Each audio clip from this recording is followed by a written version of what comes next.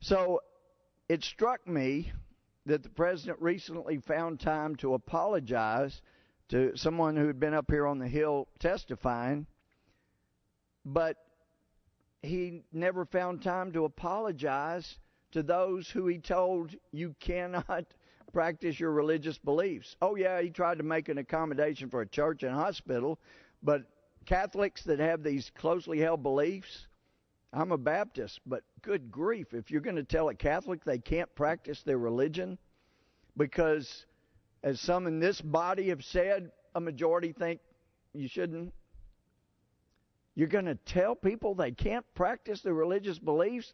For heaven's sake, at least give them an apology. But not so. No apology there. So I thought, well, maybe it'd be helpful to track exactly what deserves apology and what doesn't. Well, we remember when the president first came into office, first thing he did was take what a lot of people refer to as the apology tour. He went around the world apologizing for America's arrogance toward countries where we had Americans buried who gave their last full measure of devotion to free those countries. But the president found time. Did they get an apology or no apology? Yep, got an apology. All right. There were Bush policies that our president said toward countries that we actually give tremendous amount of money to, but who vote against us over half the time in the UN. Do they get an apology? Bingo. He found time to give them an apology. The family of Border Patrol agent Brian Terry, murdered by Operation Fast and Furious gun that our government forced to be sold to criminals. Well, no time for an apology. They don't get one. The CIA enhanced interrogation that saved lives and led to finding Osama bin Laden. We do have time to apologize for that. They get one. All right. Detaining terrorists who killed or conspired to kill Americans at Guantanamo, even though there's not been a single incident of waterboarding or torture of any kind remotely at Guantanamo, although when they throw feces or urine on our guards, we will take away 2 hours of their movie watching. Still, they get an apology from this White House. The accidental 2012 burning of these Qurans that were desecrated by the writing of detainees, yes, they got an apology. The families of the American soldiers who were killed after President Obama said he, quote, calmed things down by apologizing to Afghanistan. Nope, didn't get an apology. No apology there. Our own soldiers, but nope, no apology. Death of 2 Pakistani soldiers in Pakistan and the injuries of 4 other Pakistanis in 2010 when a plane, we're told, made a mistake. Yep, Pakistanis. They get apology, but Americans don't. Pakistanis do. The president's support for the Ground Zero Mosque at 2010 White House iftar dinner, opposed by most Americans, including 9/11 survivors. Most Americans didn't want a mosque at Ground Zero. The president said it was a matter of religious freedom. So basically, word apology I don't believe was used, but it was an apology. We believe in them being allowed to do that, even though it offends most Americans and victims' families.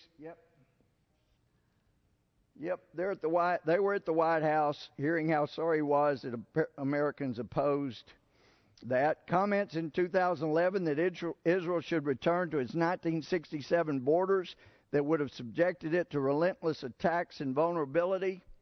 As Prime Minister Netanyahu explained, no, Israel doesn't get one. No apology for Israel. His good friends Bill Ayers and Bernadine Dohrn, the first people to have a fundraiser at the house for him. They were part of a radical left-wing group, Weather Underground, detonated a bomb at the Pentagon in 1972. And we know there are people still serving the military that were around when the Pentagon was attacked by his biggest, earliest supporters. They don't get an apology. No apology there. Ordering many Christians to violate their religious beliefs and pay for abortion, drugs, and contraceptives. Nope, no apology there. Violates your religious beliefs, too bad, no apology. Comments by President Obama and President Sarkozy in 2011 at the G20 summit where they belittled Israeli Prime Minister Netanyahu. He's Israeli. No apology for that. Comments made by Rush Limbaugh in his radio program about pro-abortion activists and Georgetown law student Sandra, and I'm told it's Fluke, whatever. Yes, President found time for that apology. President's support for not allowing nurses to save babies that were born alive after a botched abortion. We've heard from some of those, at least one of those nurses, how brokenhearted they were sitting there having be forced to watch a baby die. No apology for those folks. Attendance for 20 years at Trinity United Church of Christ, where radical pastor Reverend Jeremiah Wright used racial and anti-Semitic terms, inflammatory rhetoric, and insulting comments about Hillary Clinton from his pastor. I believe the comment was he could no more disown that fine gentleman, which he later did. No apology for anybody offended by that. And inflammatory and indecent comments of one of President Obama's biggest supporters, Bill Maher, regarding Sarah Palin and Michelle Bachmann, tens of times worse than anything Rush Limbaugh would have ever dreamed of saying. That's right, no apology for them. So I think it helps to chronicle exactly what deserves an apology from the White House these days, just so we know where policies lie and where this president stands and with whom he stands.